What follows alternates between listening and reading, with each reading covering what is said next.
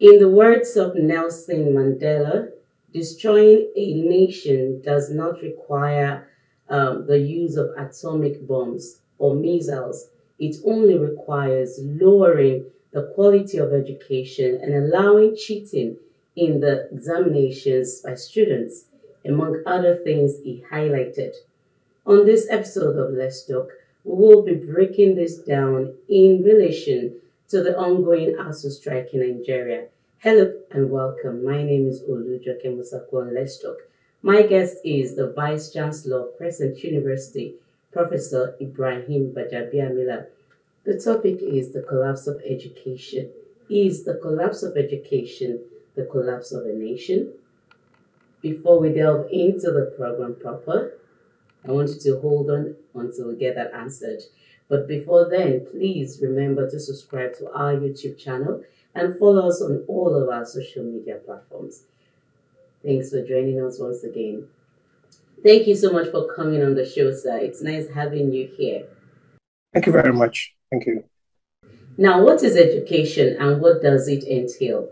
Well, education is a broad term, but I think it's about socialization of the next generation, about teaching and learning both the requirements and essential skills for the youngsters to progress in a modern society.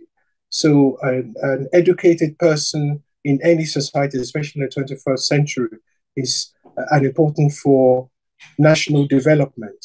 So from the primary school to secondary to tertiary, it's important that different skills that are needed for a modern society is passed on through the educational system. So a functioning educational system would allow the society to develop further and better.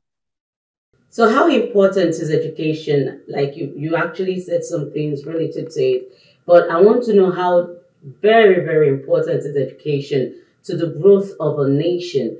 And is it true that the collapse of education is actually the collapse of a nation? Absolutely, absolutely, because the opposite doesn't bear thinking about. And I think in any modern society, if you look at history, look at all the developments, technological advances, science, it's been through the education. And that if you're the critical thinking that you acquire as an educated person allows you to contribute to scientific development, technological development, and well-being of society. The importance of education is that for those society to actively participate in decision-making, in contribution to knowledge, in contribution to national development. If you are an illiterate, it's very, very difficult to survive in a modern society. And that is where the issue of empowerment comes in.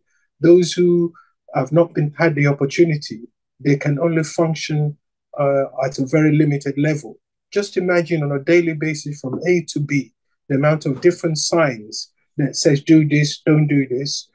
These are the reasons. Exchanges in supermarkets, in anywhere. You will look at, you need to at least have some level of basic education and understanding, and also appreciate the importance of that in national development. So indeed, the collapse of education in any society is a collapse of that nation, because they can't function properly, especially in a modern 21st century technological world. Now, looking at the Nigerian education system, where will you place it in the Committee of Nations, especially with the incessant ASU strike? Well, I think we have to be frank with ourselves to look at where we were before. And I think in summary is to say that we were left with a great legacy by our parents. And I believe that we are not giving back the quality of what our parents left us to our children. You just have to look at the historical aspect of it. If you go back to pre-independence in preparation for Nigerian independence before 1960, almost all the students in the late 50s who were in tertiary education in preparation for higher education, let's say at University of Ibadan, all sat University of London degrees, because the University of Ibadan didn't have the degree awarding power. That is an important indicator as to where we were, because at that time, almost all the Commonwealth countries, Singapore, Malaysia, New Zealand, Australia, sat the same exam. So you can actually compare the quality and the performance of those students, those of our parents. And of course, again, you can check on the records that University College Ibadan, UCH, was one of the top 10 hospitals in the Commonwealth. I mean, I want to repeat that. UCH was one of the top 10 hospitals in the Commonwealth. So just to show you that important legacy. So your question is an important one, because over a period of time, there's been an erosion of standard. There's been an erosion of quality.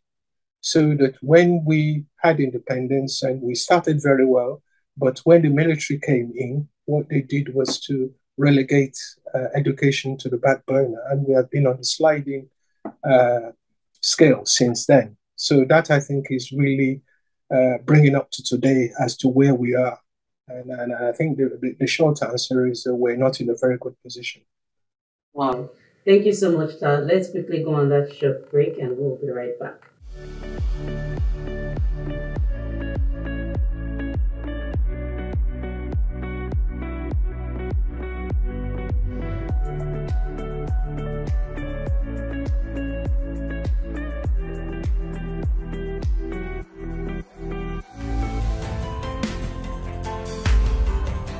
The program is Let's Talk, and I've been speaking with Professor Ibraheem Gbajabiamila, Vice Chancellor at Crescent University.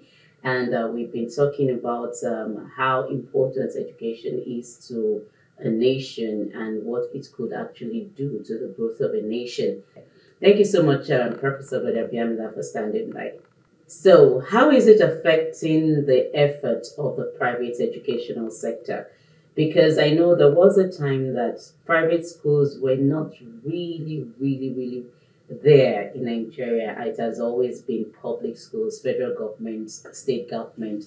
But now private schools now have universities and all. How has this been affecting the effort of the private educational sector?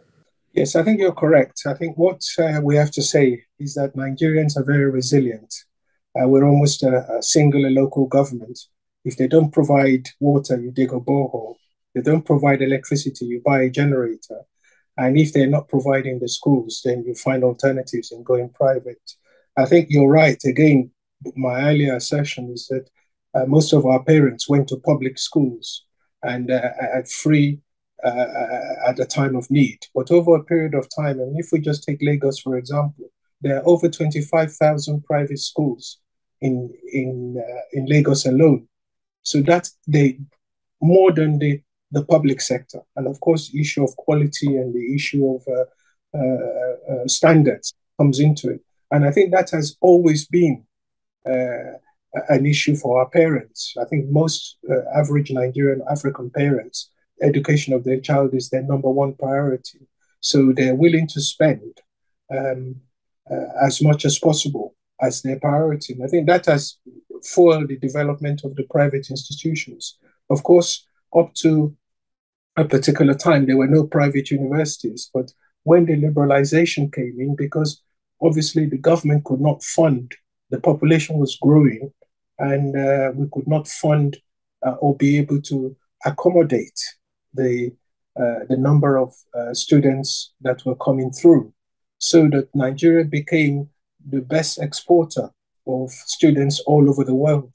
You know, when I was teaching University of London, Nigerian students, Chinese, Malaysian were the biggest overseas student constituency.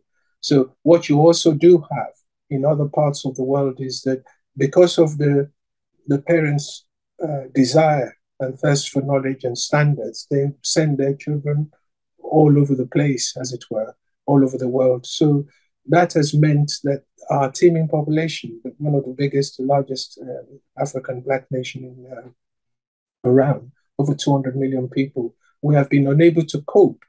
So if you look at the number of people sitting JAM, and if we go back to historical, before the private universities were allowed, there were about, let's say, 1 million people, 1 million students sitting the public entrance exam, known as JAM at that time, but the total carrying capacity of the Nigerian system at that time was only 300,000. So you have over 1 million looking for, so it's a kind of musical chairs that if you're lucky, you'll get in. If not, you think of alternatives. Over a period of time, when the private universities were licensed about 15, 16 years ago, that allowed a kind of extra capacity. But unfortunately, obviously, the population kept growing. So the last JAM exams is close to 2 million students that sat the exam. And the total carrying capacity of the entire Nigerian university system, private, state, and public, is only it's only 450,000. So you can see that the problem is exacerbated. The population kept expanding and we're unable to keep up. So that's why students are spread all over the world. And for example, as I always give it, is that there are 78,000 Nigerian students alone in Ghana, our next door neighbor, and paying in dollars. And that has meant that Nigeria is actually the best developer of the Ghanaian tertiary education system. So that, I think, is part of our failings: lack of planning, poor response, and lack of spending on education. And I think this spending on education is an important point as to how we found ourselves to where we are now.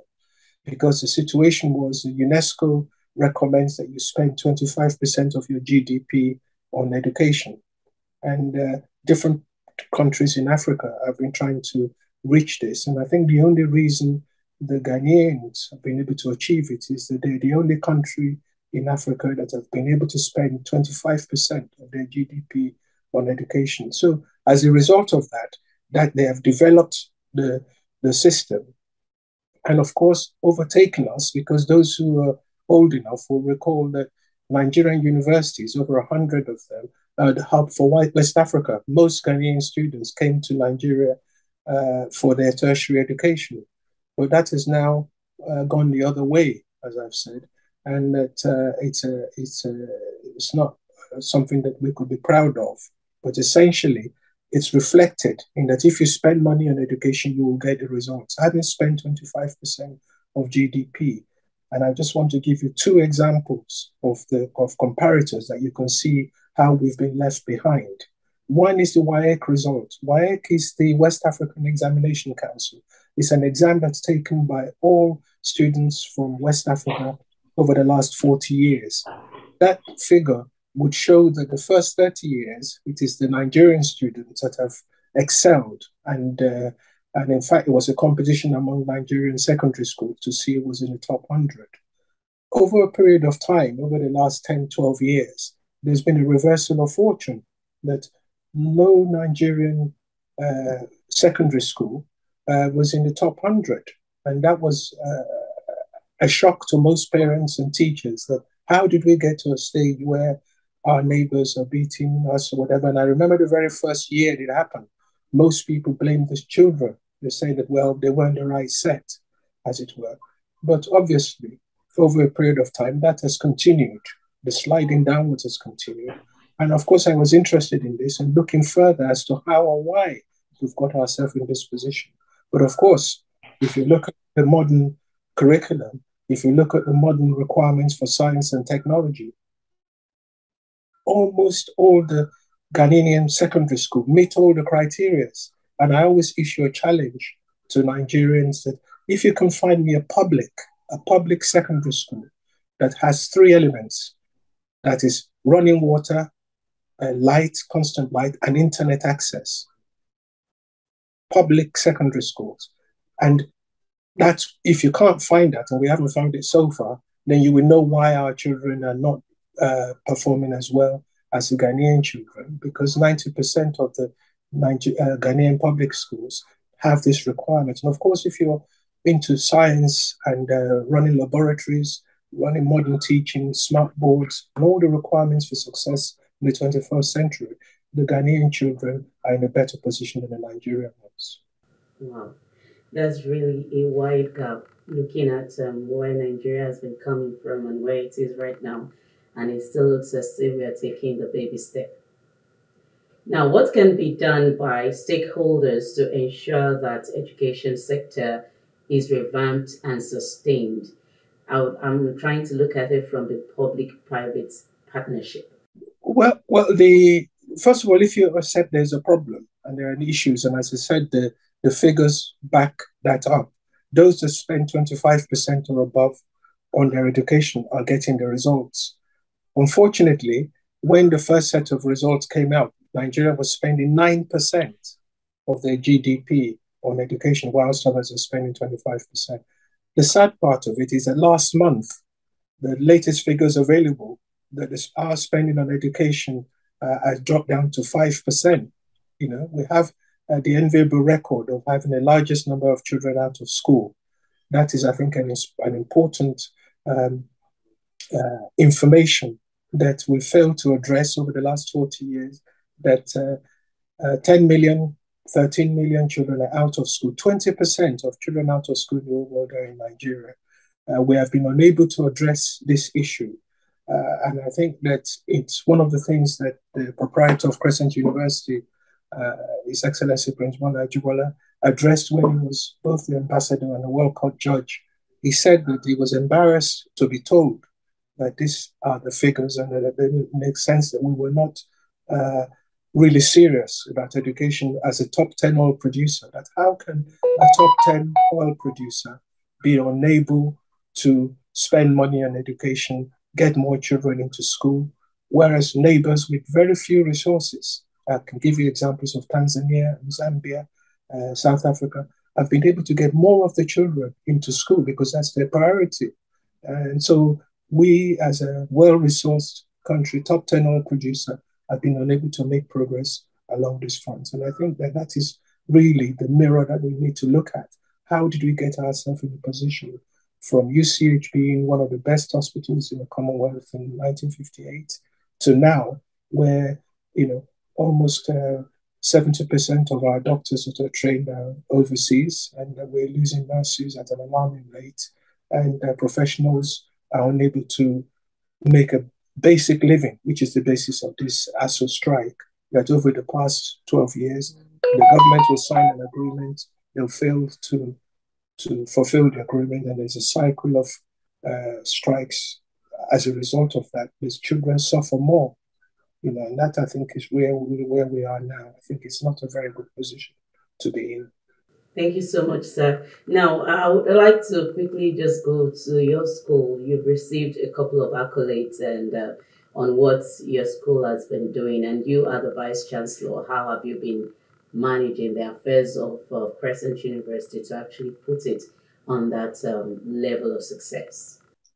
Yes, I think first of all, you have to support and applaud the vision of His Excellency Prince Gbajabiamila, who on his retirement, he has served Nigeria meritoriously as Attorney General, Ambassador to the UK, and at the World Court Judge. And at his retirement at age 70, these figures that are quoted and bandied around, about 20% out of school children, and also children seeking admission in institutions that were even less prestigious. He decided to put all his resources in establishing Crescent University at Abeokuta in 2005.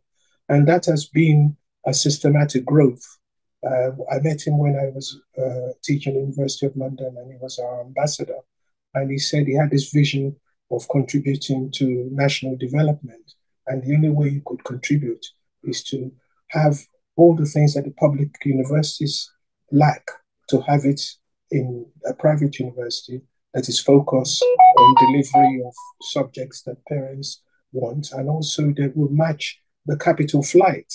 You know, we have to repeat ourselves that 78,000 Nigerian students are in Ghana alone paying in dollars. So it was an attempt that the establishment of those first sets of private universities to redress the balance. The private universities are now a majority.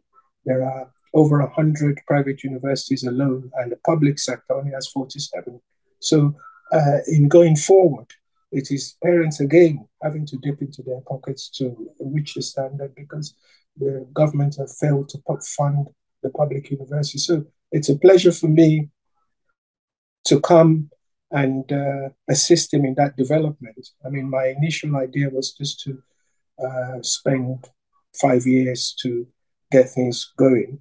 But fortunately or unfortunately, I'm still here 12 years later, trying to maintain the balance, opening and expanding the university. We have started with 3 colleges. We've added law, we've added a business school, we've just opened our College of Health Sciences. So we've been making that progress, and we're oversubscribed because of the issue of quality, the issue of our students doing well in various places, in the law school, in professions, and various other things. So I think is the joy. But I think you have to give the kudos to the person with the vision in putting all his resources in establishing the university. And also he followed the American model. The American model that, for example, Stanford, and of course you know about Harvard, that in a sense that the public good to assist those areas that are deprived. The only difference with the American model is that the American government embraced the vision. And in fact, with Stanford, which was a farm, that since Americans were the ones going to be trained there, it's something the government should support. But unfortunately, in our dear country, the issue is that not to actually support the private universities. You know, there will be TET funds which universities are not allowed, private universities are not allowed access, but this funds was raised for education. So why do you segregate? But unfortunately, still we're at that development stage. And I think that going forward, people will realize that it's a benefit of our children. And that in fact, that if we are left to the mercies of them traveling abroad, of course, you have seen what happened in Ukraine on videos of people being sent to Ukraine to study. They thought they were going to London or USA, and they didn't find themselves in a war-torn country, paid in dollars, and suddenly they found themselves wanting to come home. And I think it was quite heart-wrenching to see those students saying they want to come home regardless. Thank you so much for that, sir. Finally, as a father and lecturer and vice chancellor, what would you advise ASU to do right now? I think the fight of ASU is a common fight for the Nigerian children and for the Nigerian tertiary system. I think I've said before that those countries that have spent enough in their education system have reaped the benefit. What we must accept is that the Nigerian academics have suffered a lot to be able to keep the system going. You would know the amount of Nigerians that are abroad were trained in Nigeria. There are 4,700 nurses trained in Nigeria in the UK at the moment. The doctors that are in Europe, over 7,000. The amount in USA. So all of these people, and those that have done extremely well, and they've said that it's only because of that grounding in those education that they received that they've been able to succeed. So the issue is that the standard, to meet that standard, to continue that standard, it's a fight for all of us. I don't think it's an individual fight. I think it's a fight for the Nigerian children to get more spent on education. As I've said before, if Ghana, that doesn't have our resources, can spend 25% of their GDP on education, why are we spending 5%? That's the question you have to ask, And so rather than shaming or pointing fingers at whatever, the issue is that we have not spent enough in education. And as I said at the beginning, we're living a system that is poorer than our parents left us. That, I think, is the shame, that we have to bear the responsibility collectively, because those who have been saying these things have been ignored, and instead of us spending more, we are spending less, and of course getting the consequence of insecurity, banditry, and various other challenges, because idle hands.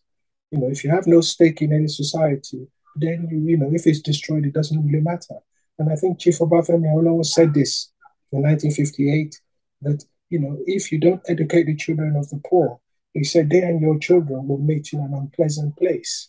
And I think when you look at that, you look at the efforts made by the whole Western region in providing scholarship, in providing extra tax for education and health, which parents in the Southwest and Yoruba nation embraced entirely. A lot of our distinguished professors were people who had modest means from their parents, but they were given scholarships, and those are Awolowo scholarships, empowered entire generations. That I think is what you have to face your uh, finger at. That's where we were. At least if we don't know where we're going, at least you know where we came from. And if you look at those issues, you want to redress the balance, and spend the necessary money on the education. Because one of the things you can be sure of, one of the pride for me in coming back to Nigeria, you see the enthusiasm, the dedication of both the staff and the students, the desire to excel, the desire to contribute to society. And that's been taken away from them. And that, I think, is the sad truth. But that's why they would rather be elsewhere. His Excellency Prince Bola as an ambassador, he said that whichever country you went to, no matter how inhospitable, they will find Nigerians, and they will be striving to succeed. Why is it, that you want to leave a place if you're happy and you can contribute there? Why do you have to go to the end of the world to be a cleaner or a security guard, or whereas there are people who are professionals? So I think those are the issues that I think should concentrate our minds, that it's not an ASU issue, it's a national issue. In our dear country, we've gone the other way around. It's only the parents that are striving to ensure that their children, there is no government help whatsoever, especially to the standard you require for a top 10 producer. Thank you so much for that. Thank you so much for coming on the show. It's nice having you, like I said before, and I'm really pleased, blessed to have you here. Thank you. Thank you very much. And to you out there, thank you too for being part of the show. Remember, education is the bedrock of any society, and as governments of Nigeria will advise or plead with you to actually do the right thing and follow the trend in other nations that are doing it right. Taking a cue from Ghana. Until next time, I remain Olujoke Masaku. Bye for now.